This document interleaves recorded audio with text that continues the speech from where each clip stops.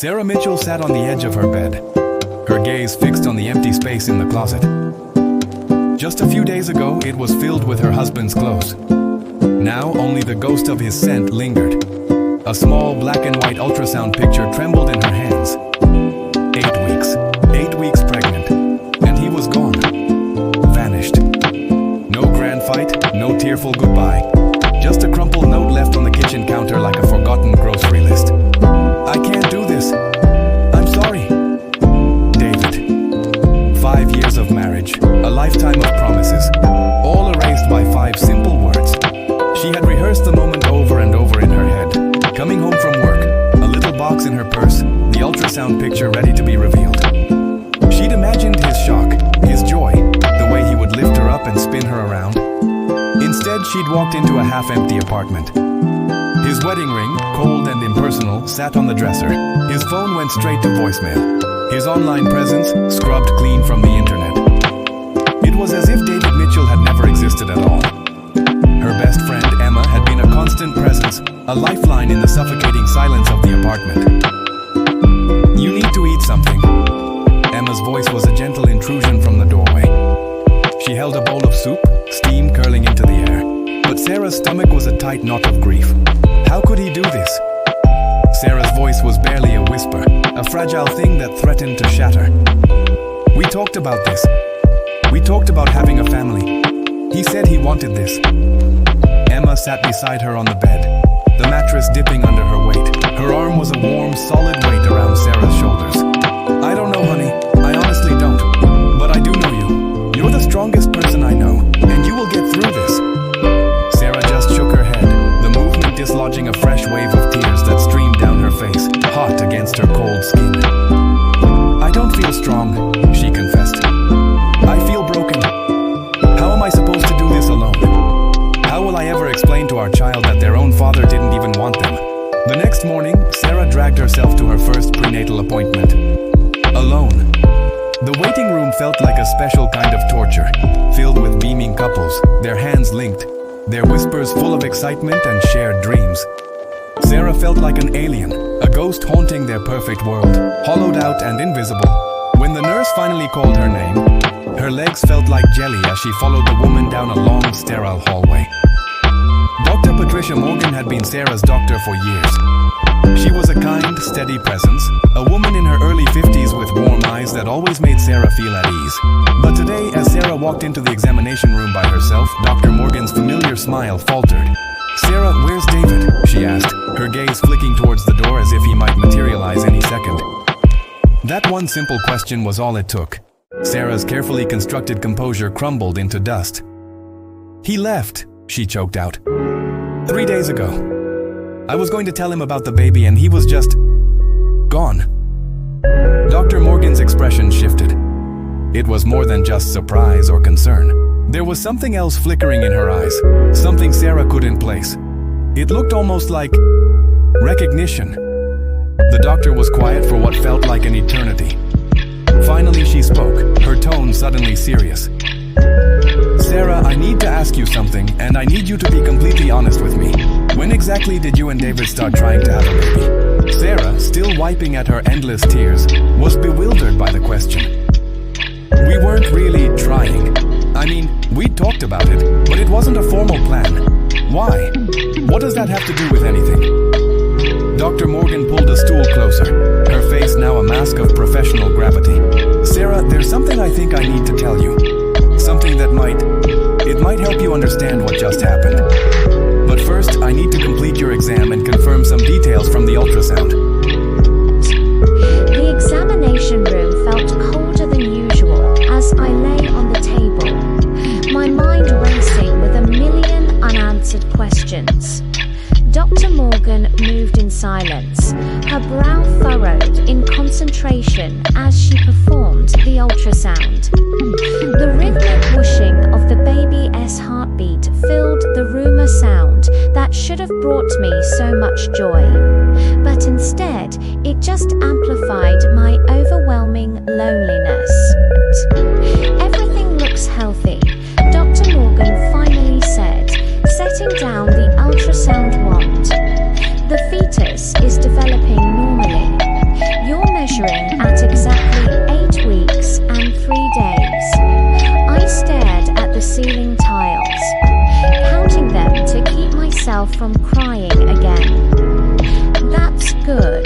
I guess, I mumbled. Dr. Morgan helped me sit up and handed me a box of tissues. Sarah, I want you to listen to me very carefully. What I'm about to tell you is confidential, but I believe you have a right to know. It might explain why David left. My heart began to pound in my chest. What do you mean? Did he say something to you? I asked, my voice trembling. Not directly, she replied, but Sarah David came to see me 2 months ago. He came alone and made an appointment specifically to discuss something private. Dr. Morgan paused, choosing her next words with extreme care. He wanted to know about his fertility. He had concerns. My mind flashed back 2 months. I remembered David being so distant, so stressed. He said it was work. He was staying late at the office, coming home completely exhausted. I just assumed it was a big project, but now a horrible suspicion began to creep in. What kind of concerns? I asked, my voice barely a whisper. Dr. Morgan pulled her chair closer. David told me that he had a condition. When he was younger, around 15, he had a severe case of mumps. It affected him significantly, and there were complications. He confided in me that doctors had told him the illness likely left him sterile. My breath caught in my throat. The words hung in the air, heavy and suffocating. Sterile, but that's not possible. I'm pregnant. Exactly, Dr. Morgan said gently. And that's why I need to tell you this. David believed he couldn't have children. He was completely convinced of it. When he came to see me, he asked about testing, about whether there was any chance he could ever be a father. I told him that while mumps can affect fertility, it doesn't always result in complete sterility. I recommended he come in for proper testing. My hands were shaking uncontrollably now. Did he get tested? Dr. Morgan shook her head slowly. He never made the follow-up appointment. I tried calling his phone to schedule it, but he never responded. Sarah, I think when you told him you were pregnant, he didn't believe the baby was his. The room seemed to tilt on its axis. I gripped the edge of the examination table, trying to ground myself, trying to process the impossible words I was hearing. He thinks I cheated. He thinks this isn't his baby. I believe that's exactly what he thinks, Dr. Morgan said softly. And instead of talking to you about it, instead of getting the facts, he ran a surge of anger, hot and fierce, momentarily overpowered the grief that had been crushing me for weeks. How could he think that? How could he believe I would do that to him? And even if he had doubts, how could he just leave without asking me, without giving me a single chance to explain it? Dr. Morgan squeezed my hand, her touch a small comfort in the storm. Fear makes people do irrational things. If David has believed his entire adult life that he couldn't have children, finding out you're pregnant would have shattered his entire understanding of his reality, of your relationship. He should have talked to you. He should have gotten tested. But he didn't. And now we're here. The cold truth of her words settled over me, leaving me with a shattered heart and a future I no longer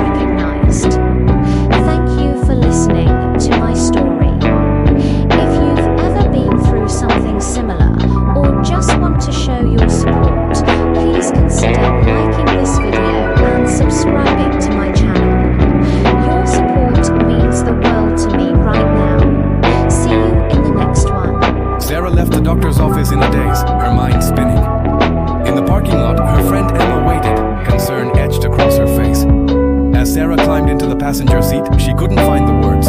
She just handed Emma the ultrasound photo and stared out the window. Sarah, what happened in there? You look like you've seen a ghost. Finally, Sarah turned to her friend, and the whole story came pouring out. She told Emma about David's secret appointment years ago, his conviction that a childhood case of mumps had left him sterile, and his sudden disappearance, leaving only a note accusing her of betrayal. Emma listened in stunned silence, her knuckles white on the steering wheel. That absolute coward, Emma seethed when Sarah finished. Even if he had doubts, even if he was confused, leaving a note, disappearing, that's not what you do to someone you love. Dr. Morgan said mumps doesn't always cause sterility, Sarah said, her voice hollow. He never even got tested to find out the truth. He just assumed. Emma started the car but didn't move. Okay, so what do we do? Do we try to find him? Do we make him get tested? Do we prove that he's wrong? Sarah was quiet for a long moment. A part of her desperately wanted to hunt David down, to force him to face the mess he'd made. But another part, a part that was growing stronger with each passing minute, whispered something else. I don't know if I want him back, Emma. Even if we prove the baby is his. How do I forgive him for this? How do I ever trust someone who could abandon me and our child without even asking a single question? Those are valid feelings, Emma said gently. But Sarah, you also deserve answers. You deserve to know where he is. And frankly, whether you want him back or not, he has responsibilities. Financial, at the very least. Sarah knew Emma was right. She pulled out her phone and stared at David's contact. With a deep breath, she sent a text. I know why you left. Dr. Morgan told me about your appointment. You're wrong, David. But if you don't believe me, then at least have the courage to get tested. This baby is yours, whether you want to believe it or not. The message showed as delivered, but not read. Sarah waited. 5 minutes turned into 10, then an hour. Nothing. That evening she tried calling from Emma's phone, thinking maybe he'd blocked her number. It rang once before going straight to voicemail. He's avoiding me, Sarah said, defeated. He doesn't want to hear the truth. Emma poured them both a cup of tea. Then we find him another way. What about his family, his work, his friends? Sarah considered it. David's parents lived 3 hours away in a small coastal town. He wasn't particularly close to them. She'd only met them twice. His father, Robert, was a stern, quiet man. His mother, Linda, had been kind but reserved. I could call his mother, Sarah said hesitantly. But what if he's already told them his version? What if they think I'm the one who did something wrong? Then you tell them the truth, Emma said firmly. You tell them about Dr. Morgan, about the fertility issue, and about the fact that your husband ran away from his responsibilities without even checking the facts. The next morning, with trembling fingers, Sarah dialed Linda Mitchell's number. After 4 long rings, a tentative voice answered. Hello? Linda.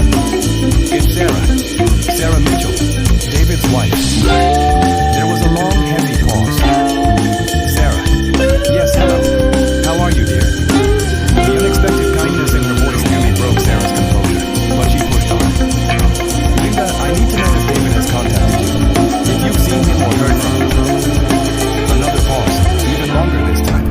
Sarah, David called us a few days ago. He was very upset. He said there were problems in the marriage. He said he needed some space to think. Sarah's hand tightened around the phone. Linda, did David tell you why he left? Did he tell you about the baby? There was a sharp gasp on the other end. Baby Sarah, what baby? I'm 8 weeks pregnant. Linda, I found out the day David left. I came home to tell him, and he was gone.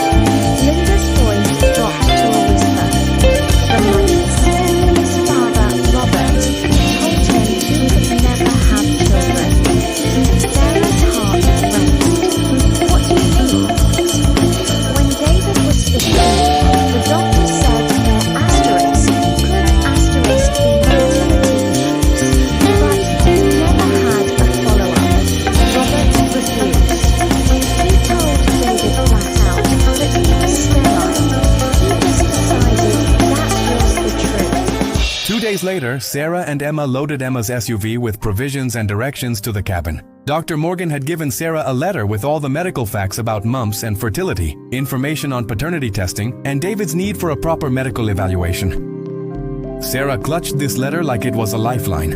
"Are you sure you want to do this?" Emma asked as they pulled onto the highway. "You could just let him go, Sarah. File for divorce, get child support through the courts, and move on." Sarah watched the city disappear in the rearview mirror. "I thought about that. Believe me, I've thought about nothing else for the past week. But Emma, I need him to know the truth. Not because I necessarily want him back, but because our child deserves better than a father who ran away based on a lie. And honestly, a part of me still loves him. A part of me needs to look him in the eye and hear him explain how he could do this." The drive was long and mostly silent. Sarah dozed fitfully, her dreams filled with fragments of her life with David. Their wedding day. The look on his face when he said his vows, the way he used to kiss her forehead every morning, the plans they'd made for their future. All of it felt like it belonged to different people now. As they turned onto increasingly rural roads, Sarah's anxiety grew. What if Linda was wrong? What if David wasn't even at the cabin? What if he was there but refused to talk to her? What if he became angry, or worse, what if seeing her only confirmed his belief that she'd betrayed him? "We're close," Emma said, checking the GPS. "Another few miles." The cabin appeared suddenly through a break in the trees. It was small and rustic, with weathered wooden siding and a stone chimney. And there it was. David's car parked right out front. Sarah's heart leaped into her throat. "He's here," she whispered. Emma parked behind David's car and turned off the engine. "Do you want me to come with you?" Sarah shook her head. "No. This is something I need to do alone. But stay close, okay? In case what? I don't know. In case everything falls apart." Sarah approached the cabin on shaking legs. She could see light in the windows, smoke rising from the chimney. Someone was definitely inside. She raised her hand to knock, then hesitated. What should she say? How do you confront someone who has broken your heart so completely? Before she could decide, the door swung open. David stood there, and Sarah's breath caught. He looked terrible, unshaven, gaunt, his eyes red-rimmed and hollow. He stared at her as if she were a ghost. "Sarah," he said, his voice cracking. "How did you find me?" "Your mother told me about this place." Sarah's voice was steadier than she felt. "We need to talk, David." He stepped back instinctively. "I don't think that's a good idea." "I don't care what you think is a good idea," Sarah said, her voice rising. "You don't get to run away and hide. You don't get to destroy our lives and then refuse to even have a conversation." David's face hardened. "I didn't destroy our lives. You did that when you—" "Stop," Sarah interrupted. "Don't you dare finish that sentence. David, I know about your appointment with Dr. Morgan. I know about the mumps, about what you believe. And I know you're wrong." Something flickered in David's eyes. Hope, fear, disbelief, all mixed together. "I can't be wrong. The doctors told my father. I can't have children, Sarah. It's impossible." "No, it's not impossible because I'm pregnant with your child," Sarah said, pulling out the ultrasound picture. "And before you say what I know you're thinking, I have never been with anyone else. Not once in the 5 years we've been together. You're the only man I've ever been with, David." David looked at the ultrasound but didn't take it. "People lie. People cheat. I know what the doctors said." "What doctors?" Sarah demanded. "Did you ever actually see a fertility doctor? Did you ever get tested? Or did you just take your father's word for it and build your entire life around an assumption?" What will happen next? Will David finally believe Sarah and face the truth he's been running from? Find out in the next part of our story. Thanks for watching, and don't forget to like this video and subscribe to our channel so you don't miss the conclusion. David's face turned pale. My father wouldn't lie about something like that. Wouldn't he? I pulled out my phone and played the recording. It was his mother, Linda, explaining everything, how his father, Robert, refused to get follow-up care after having mumps, how he just declared David sterile without any actual medical tests, and the years of psychological damage it had caused. David listened, his world visibly shattering right in front of me. He sank down onto the cabin's front step and buried his head in his hands. "No," he whispered. No, that can't be true. My whole life, I've known I couldn't have kids. It's why Jennifer left me. It's why I almost didn't pursue you, Sarah. I told you early on, remember? I told you I probably couldn't give you children, and you said it didn't matter, that you loved me anyway. I remembered that conversation vividly. He had been so serious, so vulnerable. And I meant what I said. My love for him wasn't conditional. But a secret part of me had always hoped that maybe, just maybe, the doctors had been wrong.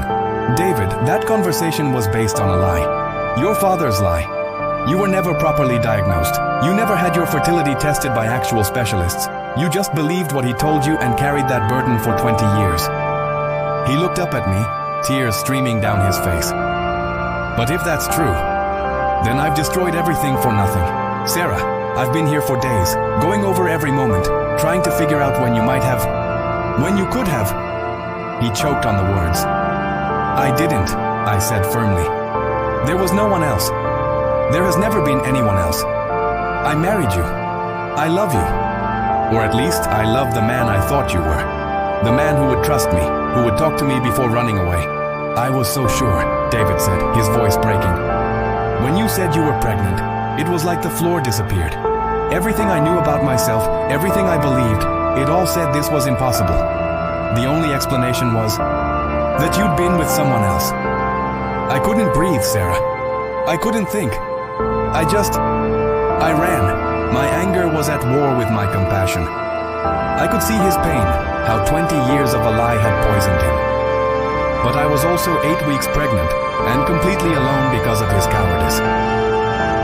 You should have talked to me, I said, my voice shaking. You should have told me what you were thinking. You should have gotten tested. You should have done literally anything except abandoning me with a note. I know, he sobbed.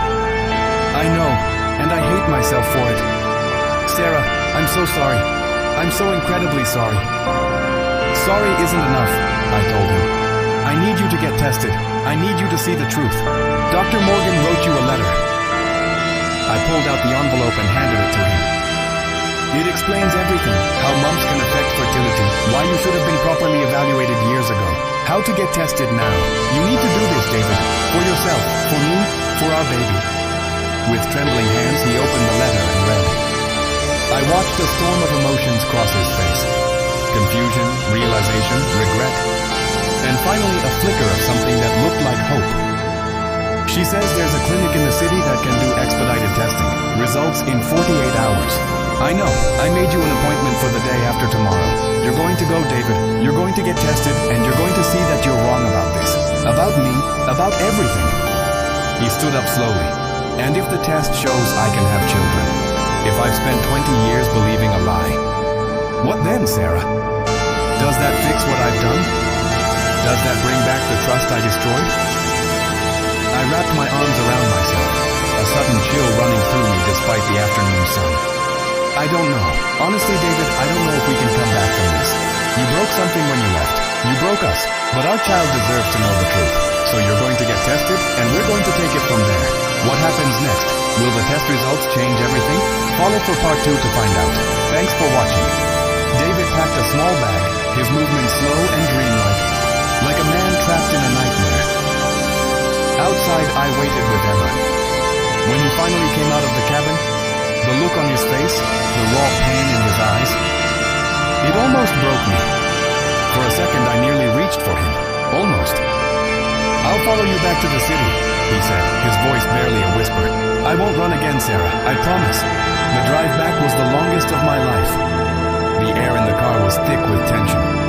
I kept checking the side mirror, half expecting David's car to swerve off at an exit, for him to vanish from my life all over again. But he stayed right behind us, a constant silent presence in the rearview mirror. Emma broke the silence. What are you going to do? She asked gently. If the test proves he's fertile, if the baby really is his, does that change how you feel? It was the same question I'd been asking myself for hours. It proves I didn't cheat, I replied, my voice tight. It proves he was wrong to think that, but it doesn't change what he did. Instead of trusting me, instead of believing in our marriage, he ran. How do you come back from that? People make mistakes, Emma offered carefully. Huge, terrible mistakes. He was operating under information he believed was true. That was the part that made my blood boil. Exactly, I said, my anger flaring. He was operating under information he never bothered to verify. He just accepted what his father told him as a teenager and never questioned it. And when I showed him proof that contradicted his belief, instead of reconsidering, he just assumed I was the liar. We arrived back in the city as the sun set. David followed us all the way to my apartment and parked across the street. Before getting out, I turned to Emma. Thank you for being here, for everything. She pulled me into a tight hug. Call me after the appointment. Call me anytime, day or night. You are not going through this alone. I got out and walked over to David's car. He rolled down the window, looking lost and uncertain. The appointment is at 10 a.m. the day after tomorrow. Riverside Fertility Clinic. Don't be late. I won't be, he promised. Sarah, can we talk? Can I come inside? I just shook my head. Not yet. I need time, David. I need space. Get the test done. Get the results. Then we'll figure out what comes next. As I turned to leave, his voice stopped me. Sarah, I know you probably don't want to hear this, but I need to say it. I love you. I never stopped loving you. I was wrong, so terribly wrong. And I'm going to spend the rest of my life trying to make this right. I couldn't bring myself to turn around. Love isn't enough if there's no trust, David. You taught me that when you left. Back in my apartment, I collapsed onto the couch. For the first time since finding him, I finally let myself cry. Not the hopeless tears from before, but tears of pure exhaustion, of relief that he was alive, and of grief for the marriage we had lost. The next 2 days were a blur. David sent short texts, updating me that he'd checked into a hotel and was preparing for the test. I kept my replies minimal, not ready for a real conversation. My doctor, Dr. Morgan, called to check in. How are you holding up? She asked. I found him, I told her. He's getting tested. That's an important step, she said. But how are you? How's the baby? I realized I'd been so focused on David and the test that I'd barely thought about my pregnancy. Tired, stressed. Is stress bad for the baby? Some stress is unavoidable, Dr. Morgan said gently. Just try to take care of yourself. Eat well, rest when you can. This baby is developing normally. Your body is doing exactly what it should be. Her words were a small comfort in the storm. Now, all I can do is wait for the results that will decide everything. Thank you for being here with me through this. Don't forget to follow for the next part of the story. Sarah finally entered the ICU nearly 16 hours after Michael's surgery began. Seeing him was a shock. Bandages wrapped his head, wires connected to beeping machines. He looked so fragile, but he was breathing. He was alive, and Nurse Patricia reassured her. He's doing well. He's strong. When will he wake up? Sarah asked. Probably not until morning, Patricia said softly. Talk to him. He might be able to hear you. Sarah took his hand. Hey, you, she whispered. You did it. They got the whole tumor. It's gone. She talked all night about their baby, their future, their past. As the sun rose, his fingers twitched. Michael, can you hear me? Slowly, he fought his way back. His eyes fluttered open and found her, Sarah. His voice was a raw whisper. Tears streamed down her face. I'm here. You made it. He remembered his name, his childhood, but the last 2 years were a confusing fog. The tumor had stolen his personality, and now it was like waking from a terrible dream.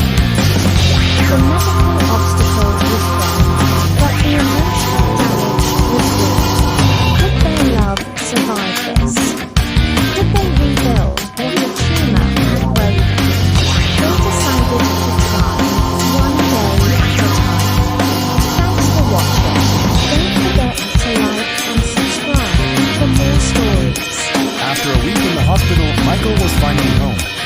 He was still weak, still healing, but but he was himself again. The change was incredible. The fog that had clouded his eyes was gone. The confusion in his speech was clearing. Day by day, I was getting my husband back. But recovery isn't a straight line. There were days Michael's fatigue was so overwhelming he couldn't get out of bed. Sometimes he'd forget a word or lose his train of thought. Echoes of the fall of his brain had endured. There were nights he'd wake up crying, grieving for the time he'd lost, for the pain he'd caused. At 16 weeks pregnant, I was starting to show. I was doubly caring for Michael and preparing for our baby, working full-time and dealing with my own trauma. We started couples counseling with Dr. Margaret Foster, a therapist who specialized in medical trauma. The first few sessions were brutal. I had to voice all my hurt, my anger, my fear. Michael had to sit there and listen, acknowledging the pain he caused, even though he couldn't fully remember. During our third session, I told him, "I'm angry at you. I know it's not logical. I know the tumor was responsible. But I'm still so angry. I'm angry you weren't strong enough to fight it. Angry that you left me alone and pregnant." His face just crumbled. "I'm angry too," he admitted. "I'm angry at my own body for betraying me. I'm angry that I missed the first trimester of your pregnancy. I'm angry our baby's first months were marked by trauma instead of joy." Dr. Foster helped us understand that this anger was healthy. It was a necessary step. On her advice, we started having weekly date nights. Simple things like watching movies or walking in the park. We were rediscovering each other, learning how to be a couple again. Sometimes it felt natural, and other times it was awkward, like we were strangers. Michael came to every prenatal appointment.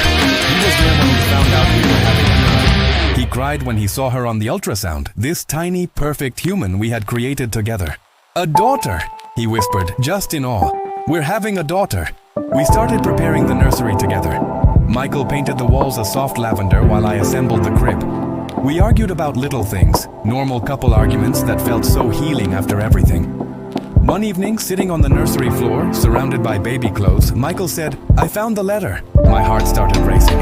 "What letter?" "The one I wrote you when I left," he said. "It was in my email drafts. I read it yesterday." "And?" His voice was thick with emotion. "And I don't recognize the person who wrote it. The cruelty, the coldness, that wasn't me, Sarah. That was the tumor talking." "What did it say?" I asked, not sure I wanted to know. He pulled out his phone and read, "Sarah, I can't do this anymore. I'm leaving. I've met someone else. By the time you read this, I'll be gone." Hearing those words again was like a knife to the heart. Tears sprang to my eyes. "You wrote that I suffocated you." "I know," he said, moving closer. "And it was a lie. You never suffocated me. You loved me. You supported me. The tumor twisted your love into pressure, your care into control. How do I trust it won't happen again?" I whispered. "How do I know you won't just wake up one day and not love me anymore?" "You can't know," he admitted. "But I can promise you this. I will never stop fighting for us. I will never stop choosing you. And if anything ever seems off again, we'll face it together." I wiped my eyes. "I'm so scared of being hurt again." "I know," he said, taking my hand. "I'm scared too. But we survived something that should have destroyed us. We're here, together, preparing for our daughter." That night, for the first time since he returned, I invited him back into our bedroom, not for intimacy but for comfort. I lay with my head on his chest, listening to the steady beat of his heart. A heartbeat that was still here, still strong, still his. "What should we name her?" he asked softly in the darkness. I smiled. "I was thinking Hope." "Hope," he repeated. "Hope. It's perfect." Thank you so much for joining us on this journey. It's been an emotional one, but your support means the world. If you've been touched by our story, please hit that like button and subscribe to follow what comes next. At 22 weeks pregnant, Sarah had her detailed anatomy scan. I drove her to the appointment, and we sat together in the darkened ultrasound room, watching our daughter move on the screen. The technician pointed out her tiny hands, her feet, her face. She was perfect. "Everything looks great," the technician said. "She's measuring right on track." We left the hospital with a strip of ultrasound photos, both of us grinning from ear to ear. In the parking lot, I stopped and turned to Sarah. Her smile faded. "What's wrong?" she asked. "Nothing's wrong," I said quickly. The opposite, actually. Sarah, I got my 6-week post-op MRI results yesterday. I didn't want to tell you until after the ultrasound because I didn't want to overshadow Hope. But Dr. Chen called. The scan is completely clear. No tumor, no regrowth, no abnormalities. My brain is healing beautifully. Relief washed over her face. That's amazing, Michael. There's more, I continued. I got a call from my old job. My boss heard about the tumor, about the surgery. He wants me to come back. He said he understood now why my performance had declined, why I had made poor decisions. He's offering me my old position back. Sarah knew this was huge. I had lost my job 6 months ago due to what everyone thought was poor judgment and attitude problems. Now they understood it had been the tumor affecting my brain. Are you going to take it? She asked. Only if you're okay with it, I said. I know money's been tight, but I also don't want to add stress when you're pregnant. Whatever you think is best. This was growth. The old me before the tumor made decisions unilaterally. During the tumor, I made increasingly reckless ones. But this me was consulting her, considering her feelings, thinking of us as a team. I think you should take it, she said. We're going to need the income with Hope coming, and it will be good for you, getting back to normal. We celebrated at our favorite Italian restaurant, the one where I had proposed. Over pasta, we talked about the future in a way we hadn't been able to for months. I've been thinking about something, I said. I want to start a support group for people with brain tumors and their families. Maybe I can help others understand what's happening to them. Sarah squeezed my hand. I think that's a wonderful idea. And I want to go back to school, I added. Finish my master's. I feel like I've been given a second chance and I don't want to waste it.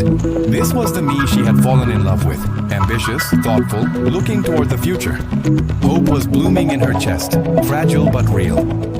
That night, after I had left, after everything that had happened, we reconnected. It was healing, a reclamation of our intimacy. Afterward, we lay tangled together, my hand on her growing belly.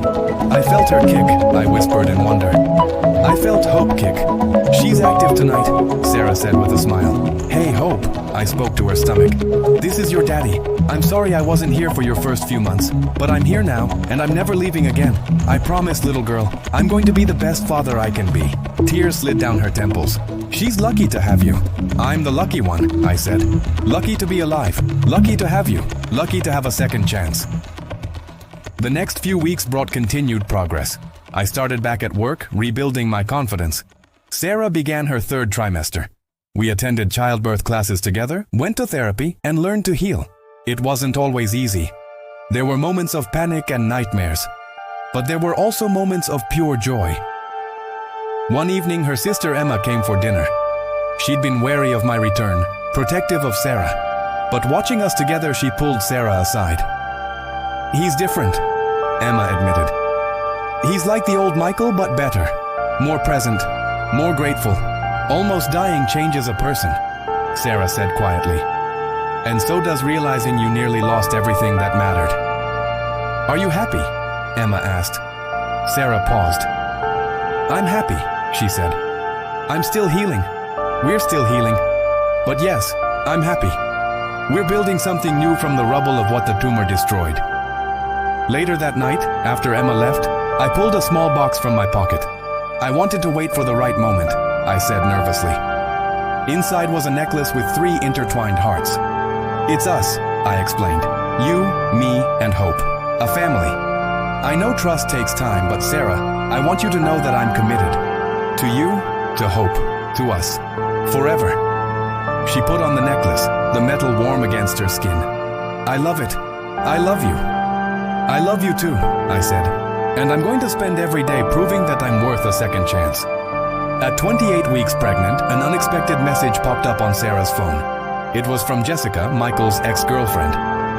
The message was short, but it made her heart pound. I need to talk to you about Michael. Please call me.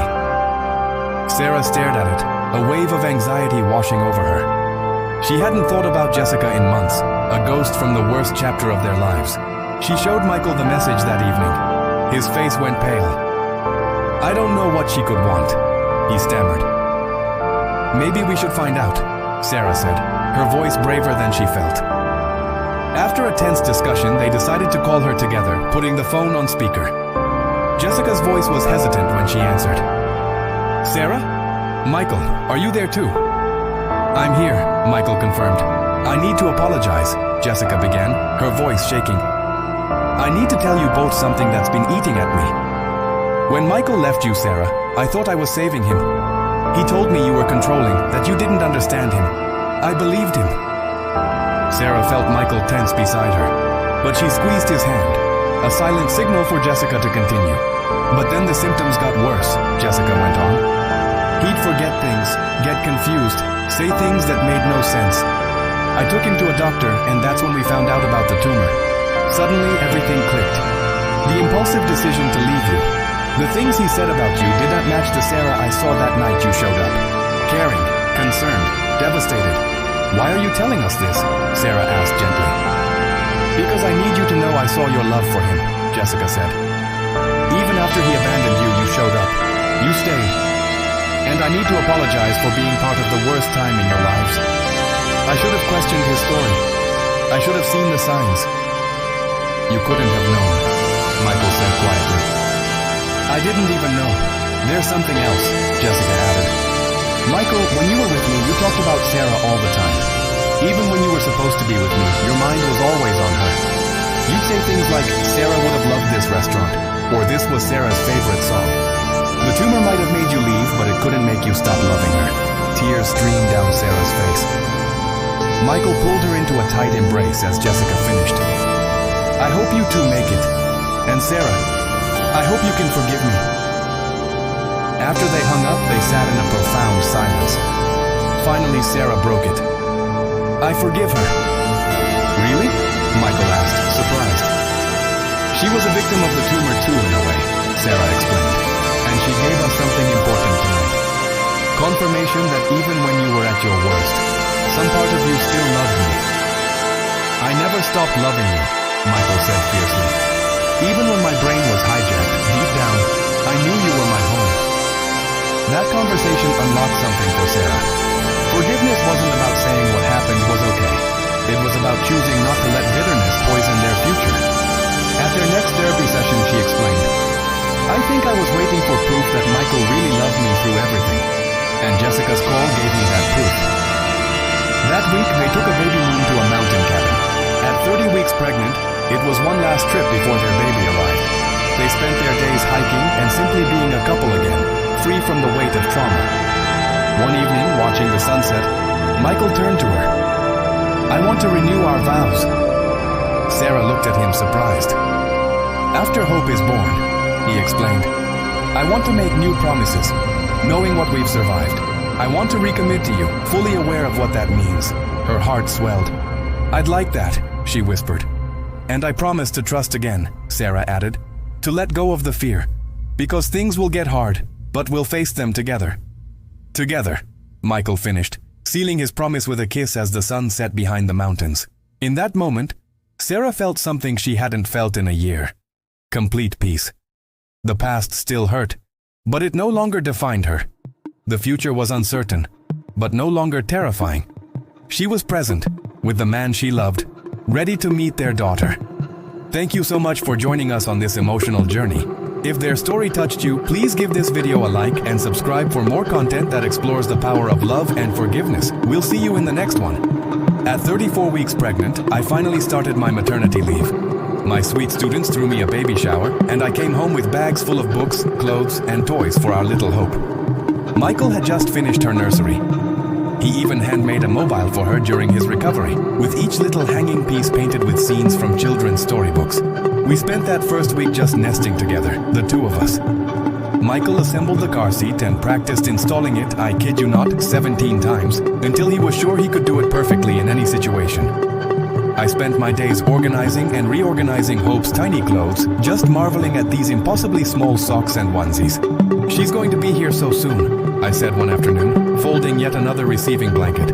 6 weeks or less. We're actually going to be parents. Are you scared? Michael asked.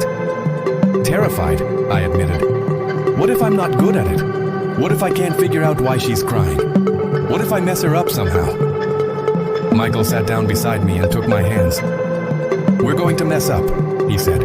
That's part of parenting, but we're going to love her fiercely and we're going to figure it out together. That's all any parent can do. We went to our last childbirth class. Michael was so attentive, asking detailed questions and taking pages of notes. The instructor even commented she wished all dads were that engaged. Soon after, my mom flew in from Florida. She'd been devastated when Michael first left, and honestly a little skeptical when I told her about the tumor.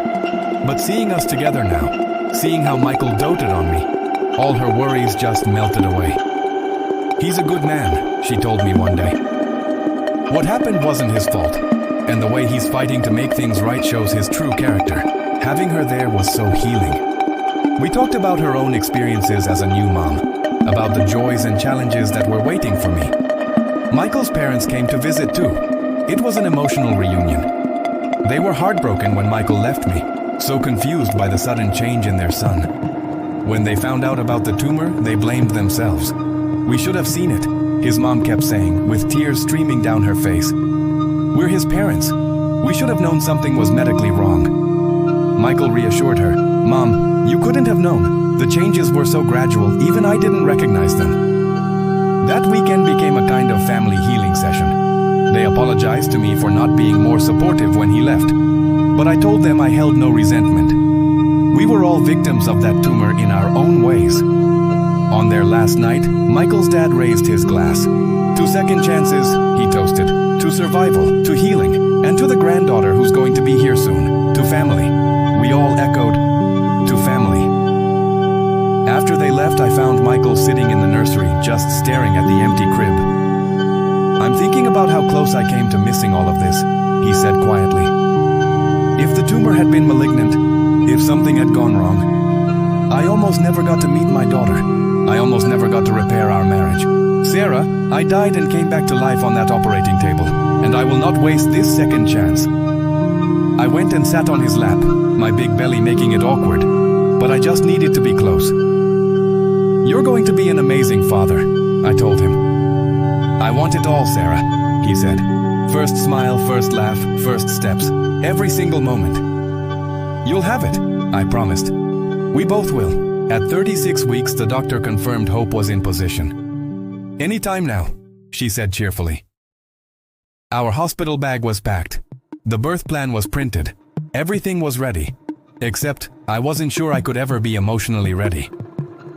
One night as Hope was kicking away, I voiced my deepest fear. What if what happened to you happens to me? What if she grows up without a mother? Michael pulled me close. That's not going to happen, he whispered. But even if it did, Hope would be surrounded by so much love. And you are going to be okay. You are so strong. Promise me something, I said. Promise me that if anything ever happens to me, you'll tell Hope about us. About how we almost lost everything but fought our way back. Nothing is going to happen to you, he insisted. But yes, I promise. Hope will know her mother's strength. She'll know that you chose to love me even when it was hard. That's the kind of love I want to teach our daughter. That night, I fell asleep feeling more at peace than I had in months. Whatever challenges lay ahead, we would face them together. Thank you so much for joining us on this part of our journey. Your support means the world. Don't forget to like and subscribe to follow along as we get ready to welcome baby Hope. At 3 in the morning, a sharp, purposeful contraction jolted Sarah awake. This was it. Not another practice run, but the real thing. Michael, she whispered, shaking him. I think it's time. He shot up, instantly awake. Are you sure? How far apart? 10 minutes. The countdown had begun. For the next few hours, their home was a whirlwind of controlled chaos. Michael, bless his heart, tried to make her toast she couldn't eat and drew a warm bath. He was her rock, rubbing her back, reminding her to breathe, his own fear hidden behind a brave face. By 7 a.m., with contractions hitting every 5 minutes, it was go time. He grabbed the hospital bag and they were off. That drive felt like a dream. After all the uncertainty, the fear, the months of waiting and wondering, they were finally going to meet their daughter. At the hospital, things moved fast. You're 5 centimeters dilated, the nurse said with a smile. You're having a baby today. Soon, Dr. Harrison, the same doctor who had revealed Michael's tumor and ultimately saved their marriage, walked in. How are we doing? He asked warmly. Scared, Sarah admitted. "But it's really happening." The hours that followed were an intense blur of pain and perseverance. Sarah swayed, breathed, and pushed through waves of contractions that came faster and stronger. Michael never left her side. He was her anchor, her coach, her everything. "I can't do this," she sobbed at one point, the pain becoming almost unbearable. "It's too much." Michael looked her right in the eyes. "You can," he said, his voice firm. "You're the strongest person I know. You survived so much to get here. Our daughter Hope is almost here. You are bringing her into the world." His words were the fuel she needed. At 2 in the afternoon, after 11 grueling hours, Dr. Harrison announced, "It's time to push." This was the final climb, the hardest work Sarah had ever done. With Michael holding one leg and a nurse the other, she bore down with every ounce of her being. The pain was all-consuming, but her determination was stronger. "I can see her head," Dr. Harrison called out. "She has dark hair just like you. One more big push." Sarah gathered all her remaining strength and gave one final, primal push. And then, relief. And in that sudden quiet, the most beautiful sound she had ever heard filled the room. Her daughter's first cry. "She's here!" Michael was a mess of tears and laughter. "Sarah, she's here and she's perfect."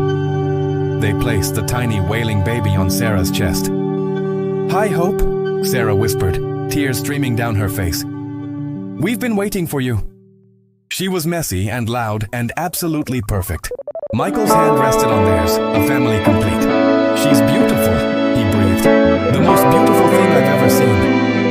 7 pounds, 4 ounces of pure miracle. Michael cut the cord, his hands trembling. And then their daughter, cleaned and swaddled, was back in Sarah's arms. Her dark hair, Michael's nose, and tiny fingers that wrapped around Sarah's thumb with surprising strength. "She's real," Sarah whispered in awe. "After everything, she's really here." Michael leaned in, kissing Sarah, then Hope. "Thank you," he said, his voice thick with emotion. "Thank you for not giving up. Thank you for our daughter. Sarah, you are amazing. Thank you for being a part of this incredible journey with us. Every moment, from the darkest days to this beautiful new beginning, means the world to share." If this story touched your heart, please like, subscribe, and follow along as our new chapter begins. We're so excited for what's next. Welcome back to our journey. If you thought the delivery was the final chapter, you're in for a surprise. The real adventure began the moment we were moved to the recovery room. After an hour of angelic sleep, our daughter, Hope, decided it was time to eat. And let me tell you, for such a tiny person, her lungs are incredibly powerful. I tried to breastfeed, but it was nothing like the books described. It was awkward, painful, and frankly, a struggle. Hope was frustrated, and within 20 minutes, I was in tears, feeling like a complete failure. "I can't even feed my own baby," I sobbed.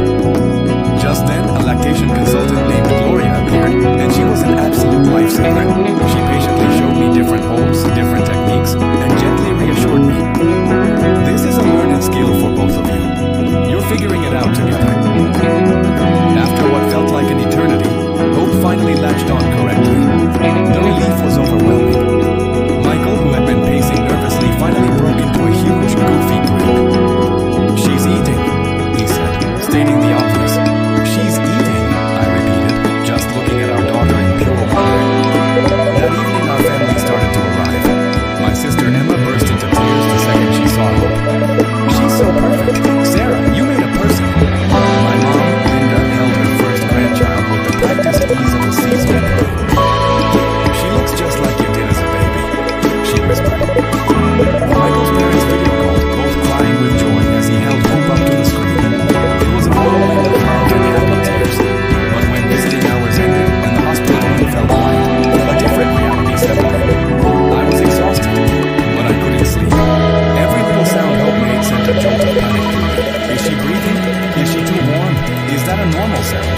The feedings were relentless. Every 2 to 3 hours, each one a marathon of nursing, burping, and changing. By 3 in the morning, I was delirious with exhaustion and pain. My whole body ached. When Hope started crying again, I just broke down. "I can't do this," I told Michael. "It's too hard. I'm too tired."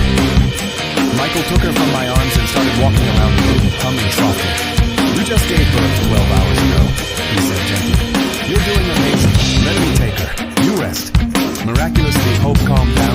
off to sleep in his arms.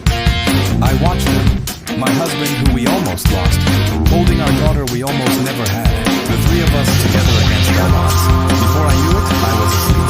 I woke up a couple of hours later, and Michael was still awake, still holding her, just watching her sleep. I almost missed this, Sarah, he said, his voice thick with emotion. I almost never got to hold my daughter. I want to memorize every single moment. The next day brought a new scare. Hope had mild jaundice and needed to stay an extra day for phototherapy. My anxiety went through the roof. Our doctor, Dr. Harrison, was quick to reassure us it was common and not serious. But then he turned to me. Sarah, I want to talk about how you're doing. You seem very anxious. That's when the dam broke. I told him everything. The fear, the exhaustion, the feeling that I wasn't good enough. He listened patiently and then said, what you're feeling is normal, but given everything you've been through, you're at a higher risk for postpartum depression. I want you to promise me you'll tell someone if you start feeling worse. He looked at Michael. You need to watch for signs too. It's serious, but it's treatable. We promised.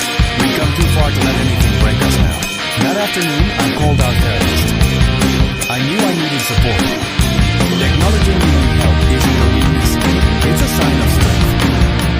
That night, lying there in the hospital, with Michael asleep in the chair and Hope breathing softly beside me, I let myself feel it all.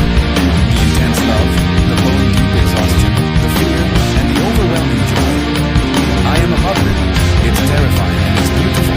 But looking at Hope, I knew deep in my soul, we could do this together. Thank you for being here for this incredibly raw and real part of our story. Your support means the world. Don't forget to like and subscribe to follow what happens next. See you soon. 2 days after Hope's birth, we were finally cleared to go home. I pulled the car up to the hospital entrance, my heart pounding, while a nurse wheeled Sarah out with Hope in her arms. That car seat. I think I practiced installing it 17 times, but securing our tiny daughter in it for the first time was still terrifying. Was it too tight? Too loose? We must have adjusted the straps 5 times before we nervously decided it was okay. That drive home was the slowest I've ever driven in my life. I took every turn at a crawl, stopped at every stop sign for a full 5 seconds, and my eyes were glued to the rearview mirror. Sarah sat in the back right beside Hope, her hand resting protectively on the car seat. When we finally walked through our front door, Sarah's sister Emma and my mom were there with balloons and a home-cooked meal. The apartment felt different, more sacred. It was our family home now. Everything had changed. That first night was harder than the hospital. There were no nurses to call for help. We were on our own. When Hope cried, we had to become detectives to figure out why. At 2 in the morning, I found Sarah in the nursery, nursing Hope, and she just looked overwhelmed. She whispered, Michael, I'm terrified. What if I drop her? What if I don't hear her crying? I sat on the floor beside her and admitted, I'm terrified too. I spent an hour tonight just watching her breathe to make sure she was still alive. Every parent feels this way. This intense love, this crushing responsibility. It's universal. We're not supposed to have all the answers on day one. We'll make mistakes, but we'll love her fiercely and learn as we go. That's all we can do. The days blurred into a beautiful, exhausting haze of feedings, diaper changes, and stolen moments of sleep.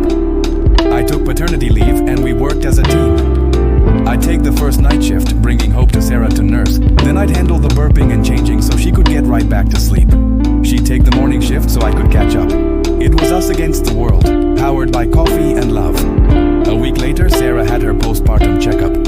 The doctor said she was healing well physically, but he also gently asked about her mental health. Sarah admitted, I'm exhausted, and sometimes I cry for no reason. But I don't think it's postpartum depression. I just love her so much it hurts. The doctor reassured her it sounded normal, but reminded her to give herself grace. She'd been through so much. At Hope's 2-week pediatrician appointment, we got the words every new parent needs to hear. Dr. Torres examined our little girl and said she was perfectly healthy and thriving. Then she looked at us and said, You two are doing a great job. Those words were like a lifeline. We were doing it. We were surviving. When Hope was 3 weeks old, my parents came to visit. My mom, Patricia, was a lifesaver, teaching Sarah tricks for soothing a fussy baby and taking night shifts so we could finally get a full night's sleep. One evening, she found Sarah crying quietly in the nursery. Sarah explained they were tears of overwhelming love and gratitude. Gratitude that we were all here, together. That Hope would know her father. My mom hugged her and said, "You're a wonderful mother. You saved my son's life by not giving up on him. You gave him a reason to fight." Hearing that, it just clicked something into place for me. Later that night, I found Sarah and said, "Remember, I wanted to renew our vows." She nodded. "I want to do it," I told her. "A small ceremony with our family. I want to stand up and recommit to you, with Hope right there as a witness to our new beginning." Sarah looked down at Hope sleeping in her arms, then back at me, her eyes shining. She thought about everything we had survived to get to this moment. "I think that's perfect," she said. "Let's do it. Thank you for joining us on this incredibly personal part of our journey. It's been a whirlwind of fear, joy, and profound love. If our story resonates with you, please give this video a like and subscribe to our channel to see what comes next. We're so grateful to have you here." Gentle, heartfelt music begins. Life with 2-month-old Hope was finally finding its rhythm. Sarah had committed to exclusively breastfeeding, and though it was still exhausting, the early agony had subsided. Hope started sleeping for longer stretches, sometimes even 4 hours straight, which felt like a total luxury. Michael had eased back into work part-time, his employer showing incredible understanding. He worked from home a couple of days a week, giving Sarah some much-needed adult company while still being a present father. Then, at 10 weeks old, it happened. Their first real fight as parents. It was 3 in the morning, and Hope had been crying inconsolably for an hour. Fed, changed, burped, nothing worked. "Maybe she's hungry again," Michael suggested, trying to be helpful. "I just fed her an hour ago," Sarah snapped, her patience worn thin. "My breasts are empty." Michael's frustration grew. "Well, something's wrong. Babies don't just cry for no reason." Sarah's voice dripped with sarcasm. "Thank you, Michael. That's very helpful." The sharpness of her tone hung in the air. Hurt flashed across Michael's face. "I'm just trying to help," he said. "Then help instead of just suggesting things I've already tried." Sarah's voice rose and Hope's cries intensified. They stared at each other, both completely drained. Then, Michael's expression softened. "We're having our first fight as sleep-deprived parents," he said quietly. The anger in Sarah just deflated. "I'm sorry," she whispered. "I'm just so tired. I feel like I should know what she needs, but I don't." Michael pulled her into a hug. "I'm sorry too. Let's call the after-hours nurse line." The nurse was a calm voice in the storm, explaining that Hope was likely having a growth spurt, which can make babies fussy. Her advice? Skin-to-skin contact and patience. Wrapped in a blanket against Sarah's chest, Hope slowly quieted and fell asleep. Later, lying in bed, Michael said, "We're going to have more fights. Exhaustion makes everything harder." Sarah agreed. "But we can't let this damage what we've worked so hard to rebuild." So they made a new rule. When things get tough, they tag team. One person takes a break. No questions asked. They give each other grace. Their therapy sessions shifted to focus on parenting. Dr. Foster stressed the importance of nurturing their own relationship. "Your relationship is the foundation of your family," she told them. "If that cracks, everything becomes harder." So they started date nights at home. After Hope was asleep, they'd put their phones away and just talk. Sometimes they'd watch a show. Sometimes they'd just hold hands. They were fighting to stay connected. Sarah was also fighting a private battle with her postpartum body. The stretch marks, the extra weight, the hair loss. She felt like a stranger in her own skin. One evening, Michael found her crying in front of the mirror. "I'm ugly," she sobbed. He came up behind her, his gaze steady in the reflection. "You're beautiful," he said. "You're the mother of my child. Every mark on your body is proof that you grew our daughter. That's not ugly, Sarah. That's powerful." He turned her to face him. "I fell in love with your spirit, your strength. Your body isn't ruined. It's changed. It's done something miraculous. Give yourself time and grace." That grace extended to physical intimacy. Sarah wasn't ready for a long time, and Michael never pressured her. He understood. When they finally reconnected, it was tender and careful, another step in their healing. Then, at 6 weeks, Hope gave them her first real smile. It was a moment of pure, unadulterated joy that made every sleepless night feel worth it. She knows us, Michael marveled, snapping a dozen photos. She loves us. During a visit, their doctor, who had seen them through Michael's health crisis, looked at their little family. She's perfect, he said. And you two look happy, he added thoughtfully. I've seen many families face crises. What gets them through isn't the severity of the crisis, but their commitment to facing it together. You two chose to fight for each other. His words resonated deeply with Sarah. They had chosen each other again and again, and that choice had led them here, to a life that was messy, exhausting, and overwhelming, but also filled with a deep, genuine, and hard-won happiness. Thank you so much for watching and sharing in this journey. If this story touched you, please give it a like and consider subscribing for more content. We'll see you in the next one. They planned the vow renewal for when Hope was just 4 months old. It was a small, intimate ceremony. Just immediate family and the closest of friends, all gathered in the backyard of Michael's parents' house. It was a perfect Saturday in late spring. I wore a simple cream-colored dress, something that worked with a still nursing body. Hope wore a white christening gown that was actually Michael's when he was a baby. And Michael, he wore a suit, looking healthier and stronger than I'd seen him in over a year. The scar on his head was barely visible under his growing hair.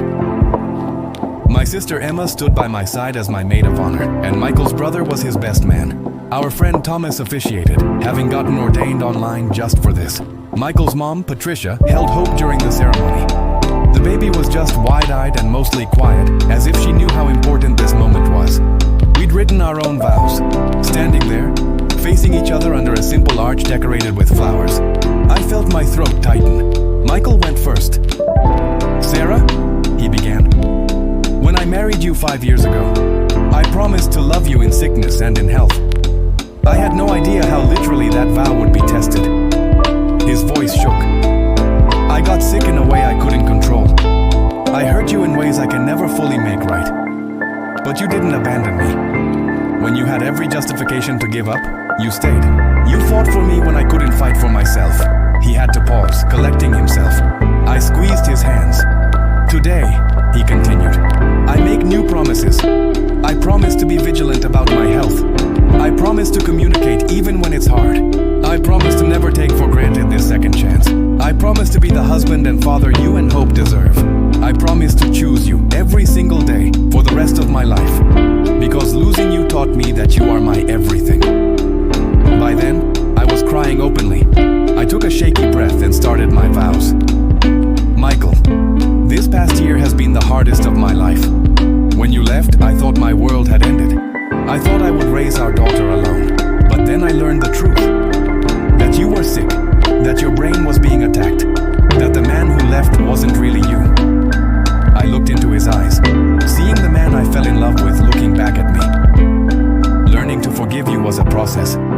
Learning to trust again was even harder. But I realized that our story isn't about abandonment. It's about endurance. It's about choosing love anyway. Today, I promise to remember we're on the same team. I promise to communicate my fears. I promise to see you, the real you. I promise to build our future with hope instead of fear. And I promise to love you, the way you deserve to be loved, for the rest of our days. There wasn't a dry eye in the yard. Thomas, trying to keep it together, wiped his eyes. Marriage isn't just about love, he said. It's about commitment.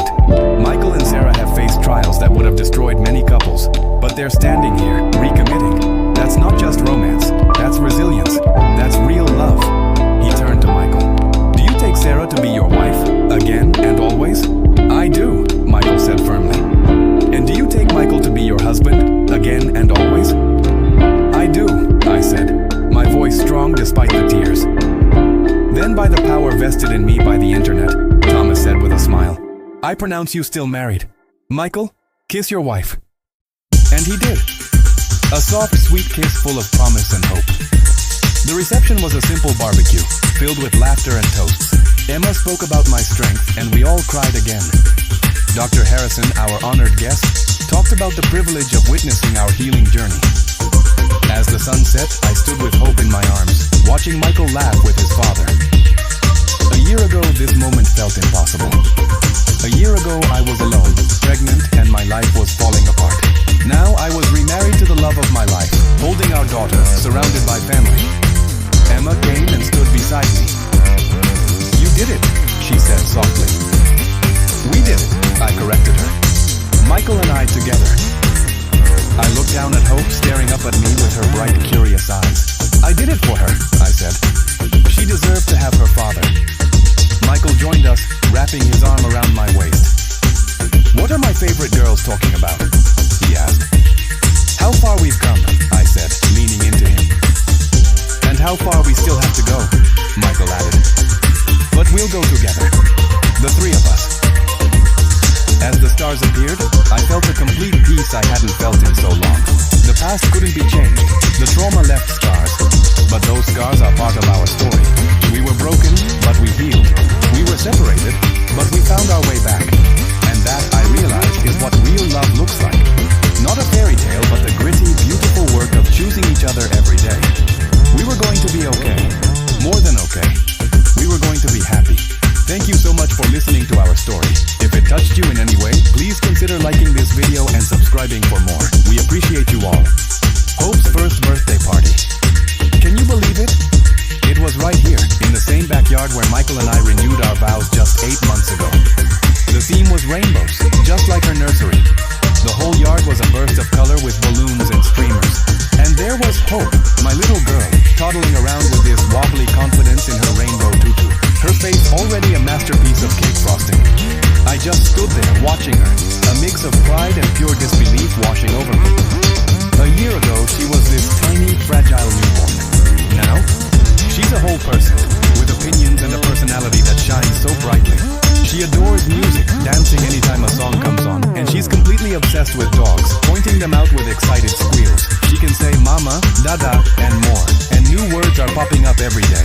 I saw Michael chasing her around the yard, her shrieks of laughter filling the air, and my heart just swelled. He was right, he didn't miss everything. He was there for her first smile, her first laugh, her first tooth. He was there when she learned to sit up, to crawl, to pull herself up. He was there for every single milestone, every doctor's appointment, every moment that mattered. This past year, it wasn't easy. We had our share of hard days. Michael's 6-month post-op MRI was a terrifying wait. The anxiety was suffocating, but the scan came back clear. No tumor, no growth, just a healthy, healing brain. We'll keep monitoring it, of course, but with each clear scan, the fear gets a little smaller. I had my own battles too. Postpartum anxiety hit me hard. The intrusive thoughts, the constant worry, the panic attacks, they were overwhelming. But with therapy, medication, and Michael's unwavering support, I worked through it. I'm stronger now, more confident. Our marriage is stronger too. We continued with therapy, learning how to communicate, how to fight fair, how to really be there for each other. We have our date nights, protecting our connection as a couple, not just as parents. Michael even started the support group he dreamed of. He's helping other brain tumor survivors and their families, turning his trauma into a source of hope and purpose.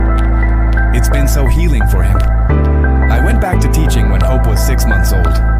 It was heartbreaking to leave her at first, but having that part of my identity back, beyond just being mom, was so important for my well-being. And Hope? She's thriving at daycare, making little friends and charming everyone. At the party, I looked around and saw our whole world. Our doctors, Dr. Harrison and Dr. Chen, who saved Michael's life, were there as friends. My sister Emma was there with her new boyfriend, David, who is wonderful with Hope. My mom, Linda, even moved closer to be a more hands-on grandma. Later that evening, after all the guests had left, Michael found me in the kitchen. He wrapped his arms around me and whispered, "Can you believe it's been a year? It feels like both yesterday and a lifetime ago." Then he said carefully, "I was thinking, maybe it's time to talk about having another baby." I was surprised, but he explained how watching Hope grow has been the best experience of his life. He wants to do it all again, to give her a sibling, to expand our family. I thought about it, the sleepless nights, the exhaustion, but also another little person to love. "Not yet," I said. Let's wait another year. Let's enjoy Hope as a toddler. But yes, I think I'd like that. Another chance to create life together. Michael smiled. Another chance to get it right from the start. Just us, building our family. That night we sat on the porch watching the fireflies. I asked him, "Do you ever think about what would have happened if our doctors hadn't been connected?" "All the time," he said. "It was such an impossible coincidence." "Maybe it wasn't a coincidence," I mused. "Maybe it was fate." "I prefer to think of it as you refusing to give up on me," he replied, taking my hand. "Fate might have put the pieces in place, but you made the choice to fight. That was your strength and your love." I leaned my head on his shoulder. "We make a good team. The best team," he agreed. "You, me, and Hope. Our little family." I smiled. "Our growing family. Eventually." The journey was brutal, but it led us here. And here, together, is exactly where we were meant to be. Thank you so much for following our story. Your support has meant the world to us. If you've been touched by our journey, please like, share, and subscribe to our channel. We're excited to share what comes next. Until next time, take care. Gentle, reflective music begins. 2 years after his life-saving surgery, Michael stood on a stage, looking out at a sea of medical professionals. I was in the audience, my heart pounding, as our energetic 2-year-old, Hope, spent the weekend with her grandmother. I was lost. Michael's voice, steady but full of emotion, echoed through the auditorium. Not just physically lost, but lost in my own head. The person making decisions wasn't really me. It was the tumor, pressing against my frontal lobe, hijacking my personality. He described the subtle changes, the irritability, the terrible judgment. He talked about the day he left me, pregnant and alone. He didn't shy away from the pain he caused. I destroyed my marriage. I abandoned my wife when she needed me most. I nearly lost everything that mattered. Tears streamed down my face as I listened. He spoke of his surgery, his recovery, and then he spoke about me. My wife had every reason to never speak to me, he said, his voice cracking. But when she learned about my tumor, she made a choice. She chose to see the man I really was beneath the disease. She chose to fight for our marriage when fighting seemed impossible. She chose hope over hurt. He continued. The medical community saved my life. Dr. Chen removed the tumor. Dr. Harrison diagnosed it and saved my marriage. But Sarah saved my soul. After his speech, doctor after doctor approached us. They shared similar stories. They thanked Michael for putting a human face on frontal lobe tumors. One young resident, with tears in her eyes, shared that her father had suddenly left her mother. "Listening to you," she said, "I'm wondering if it could be something medical. Is it wrong that I'm hoping it's a tumor?" I told her, "It's not wrong, because if it's a tumor, it's treatable. It's a medical condition, not a moral failing." In that moment, I saw our pain transforming into a purpose, helping others find answers. That night, we had dinner with Michael's neurosurgeon, the incredible Dr. Chen. "Your case," he told us, "was one of the most rewarding of my career. Not just because of the technical success, but because I got to see a family restored." She turned. "What you did, Sarah, the way you stood by me, that takes incredible strength. Many spouses can't get past the betrayal, even with a medical explanation." I almost didn't, I admitted. But I kept thinking about the Michael I married. I had to give him a chance to come back. Michael took my hand. And I came back because she gave me a reason to. The thought of never meeting my daughter, Hope, of never making things right with Sarah. That's what got me through. Later, back in our hotel room, the weight and wonder of the day settled around us. "Should we write a book?" I asked. "Maybe our story could give hope to other couples." "Maybe," he said, a smile playing on his lips. "After we have baby number 2 and our lives calm down a bit." We both laughed, knowing life with 2 kids would be anything but calm. But the laughter was filled with pure joy. On the flight home, I rested my head on his shoulder. We'd been through fire and emerged on the other side. Our story wasn't a fairy tale, it was messy and painful. But it was also beautiful. It was a testament to the power of love to heal and transform suffering into strength. "I love you," I whispered. "I love you too," he replied. "Thank you for not giving up on us." "Thank you," I said, "for coming back to me." Our story proves that even in the darkest of times, hope can be a choice, and love can be the force that guides you back into the light. Thank you for listening to our journey. If our story resonated with you, please like, share, and subscribe for more content about navigating life's unexpected challenges. 4 years ago, I couldn't have imagined this. When my husband Michael left me, I thought my life was over. I was pregnant, alone, and heartbroken, wondering what I had done wrong to deserve such abandonment. Michael was lost inside his own head, a brain tumor stealing his personality, making him unrecognizable. He was making destructive choices, on the verge of losing everything that mattered. Our marriage was in ruins. But then, a single moment of compassion changed everything. A doctor, recognizing Michael's name, bent the rules and told me the truth about his medical condition. That one brave choice was the lifeline we desperately needed. It gave me the strength to fight for us, to not give up on the man I loved, even when he seemed like a stranger. Today, our family is whole. We have our beautiful daughter, Hope, who was born during our darkest time. Her name a constant reminder of what kept us going. And now, we've welcomed our son, Daniel, into a home filled with joy, not fear. This second pregnancy was so different. No trauma, no abandonment, just pure excitement. Michael was there for every appointment, holding my hand, the loving partner I always knew he was. The journey wasn't easy. It required difficult forgiveness, immense trust, and a commitment to heal the deep wounds that were left behind. Michael underwent surgery, and through therapy and support groups, he not only recovered, but found a new purpose in helping others navigate similar crises. We learned that love isn't just a feeling, it's a choice you make every single day. It's showing up, fighting when it feels hopeless, and choosing your partner over and over again. 5 years after his surgery, Michael is cancer-free. We recently celebrated on a family vacation, returning to the same beach where we honeymooned as naive newlyweds. This time, we weren't just a couple. We were a family, building sandcastles with our 2 incredible children. A family that almost never existed. Our story isn't a fairy tale. It's a testament to the fact that even when things seem broken beyond repair, healing is possible. It shows that real love, tested by fire, can emerge stronger than ever.